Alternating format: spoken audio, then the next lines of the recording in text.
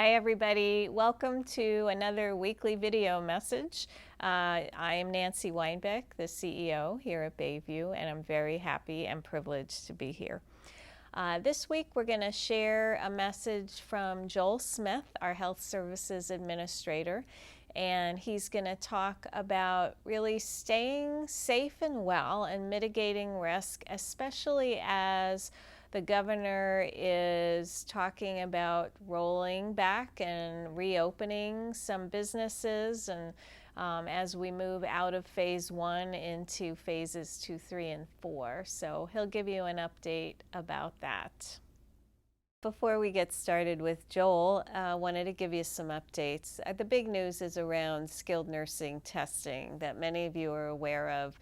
Several weeks back, we worked with the Department of Health to get our residents and staff in skilled nursing tested. Well, we followed their guidance, which at the time was that residents and staff have the choice. And we strongly encouraged residents and staff to be tested, but we couldn't mandate it. We did get most residents tested, and all those tests came back negative eventually.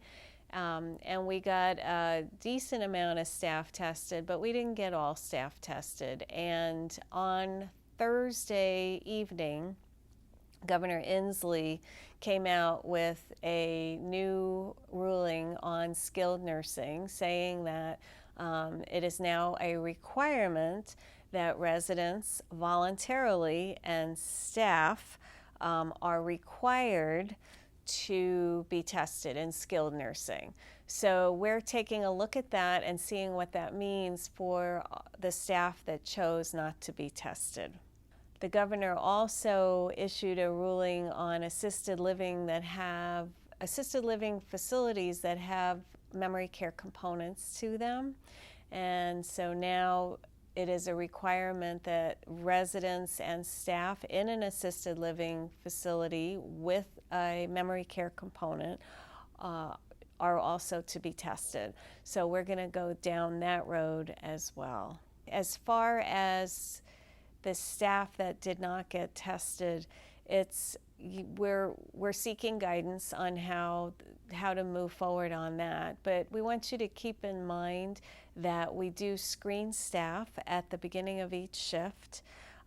We also strongly encourage staff to call in if they're not feeling well, and we keep them off the schedule.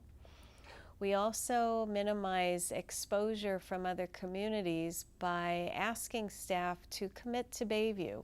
So a lot of our staff in skilled nursing, some of our staff in skilled nursing work second jobs at other skilled nursing facilities. So if they choose to work at the other skilled nursing facility, then we ask them not to work at Bayview, not to be put on the schedule, again, to minimize the risk to residents. So we do take all these steps to keep residents protected and to make sure that the staff who are working at Bayview are well and healthy and safe. Also, keep in mind that testing is good for a moment in time, that anyone after the test can be exposed and can be positive even if they just tested negative. So testing is one of the tools in the COVID-19 toolbox. We're waiting for more tools, and once we have all the tools we need, then I'm sure that everything will open back up again. But until then, we're just doing the best we can to make sure that we can feel good about knowing that we're keeping our residents and staff safe. And now here is our amazing Joel Smith, Health Services Administrator. He has been so hard at work making sure that we are all staying safe and well. So here's Joel. Thank you, Nancy. It's the guy behind the weekly memos. It's Joel Smith, your Health Services Administrator. And I just wanted to, first of all, be able to say to everybody, thank you so much for all the hard work that everybody's doing. It's quite often that I get compliments from the job that I'm doing, but I wouldn't be able to do the job that I'm doing without everybody's help. And so having everybody out there using their universal source control, using the proper social distancing and infection control procedures, we would not collectively be as successful as we are at combating COVID-19 without everybody's efforts, from you to our staff and to everybody else, all family members who help us and understand through this process. So thank you from the bottom of my heart. Thank you so much. I wanted to take just a moment to talk about risk. In my weekly memo, I talk about risk and I touch on it just for a few minutes, but risk is really the biggest factor that we're trying to manage through COVID-19. It's that element where if we can control the amount of risk that we propose to ourselves, it will mitigate the possibility of getting COVID-19, and that's really what we're looking at. Understanding the governor's Stay at Home and Stay Safe program, that is the lowest form of risk that we can accomplish together. If we're at home and we're not around other people, the element of risk is very low to contract COVID-19, and that's why we've had this proclamation in place for quite some time now. And it's also the reason why we've got the visitor restrictions and everything else, the screenings, all the stuff that you see is ways of being able to control that risk. Understanding that any movement outside of our house or outside of our apartment increases our elements of risk of being able to contract COVID-19. So from the choices that we make after we leave our apartment, those incrementally increase our levels of risk.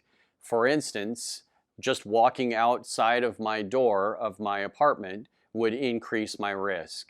The choice that I make if I choose to not wear a face mask incrementally increases my risk of exposure to COVID-19. You know, I like to give an example.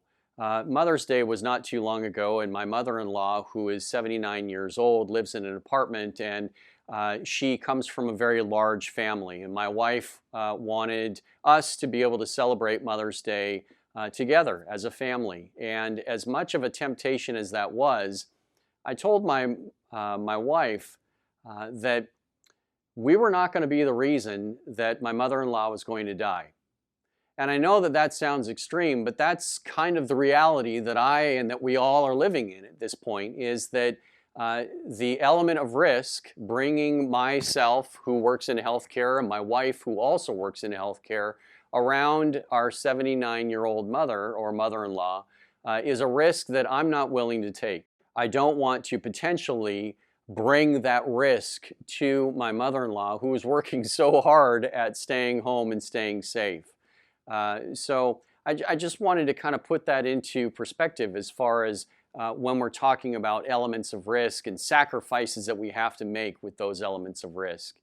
To be able to apply the restrictions that we have among everybody here at Bayview evenly is also as equally as important. And I know that it's very difficult, and there are certainly some people that I'm not making very good friends with, but I think ultimately the intentions of our restrictions and the intentions of some of the things that we're doing here are all with good intentions of saving lives. And that's the bottom line, is what we're trying to do is to save lives. So that's an example of the elements of risk that I'm talking about. Our essential appointments are essential, and we need to go to those. We need to make sure that we're going to those. Is there the opportunity for us to use telehealth instead of actually traveling to those doctor's appointments? Those are the risks that we need to assess, and we need to determine whether or not we really need to expose ourselves to the potential risk, or if there's a way to be able to accomplish the same thing with a lower element of risk. And that's truly the key.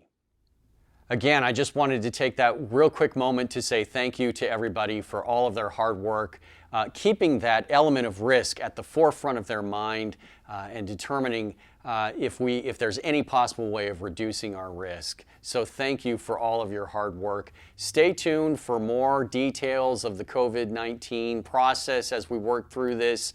There's some exciting stuff that should be coming up relatively soon. So for now, I'll sign off, but thank you for everybody's hard work. Thank you so much.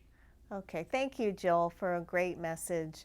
And now before we go, Chaplain Juliana, our wonderful chaplain, is going to share some words of support with you and remind you of what our community stands for, especially in light of the recent tragedy surrounding George Floyd and the protests in Seattle and across the nation this past weekend.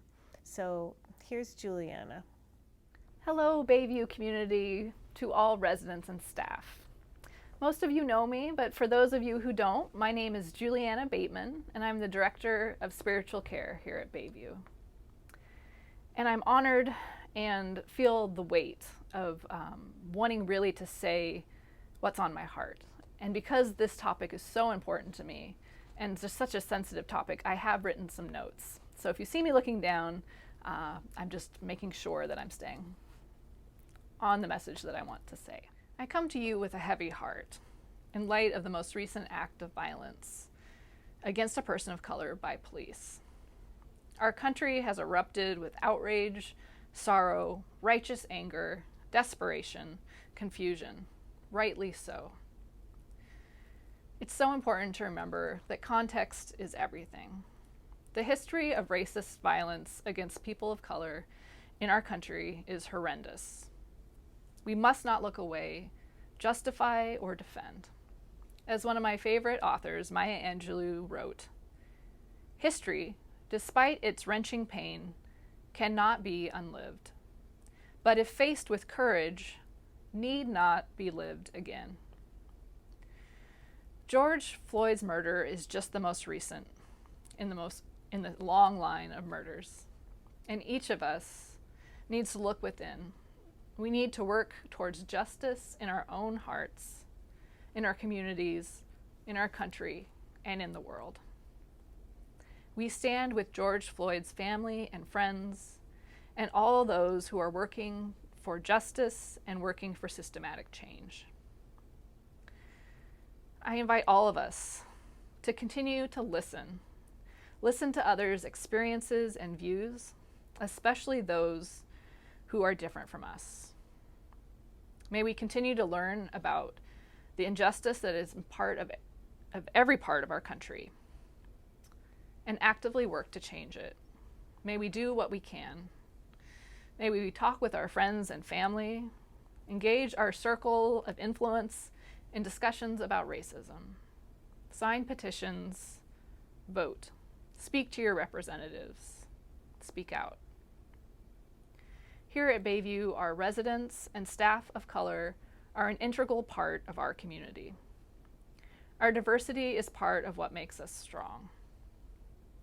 May we continue to honor and cherish our differences. This is such a hard time, and I'm feeling so many emotions, and I'm sure many of you are too.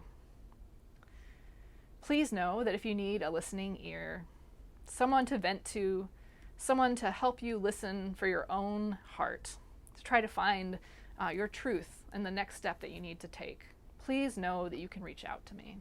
I am a safe place for you to express your emotions and feelings and experiences. You can reach me by phone at extension 2119. You can stop by my office, which is at the end of the hall past the chapel.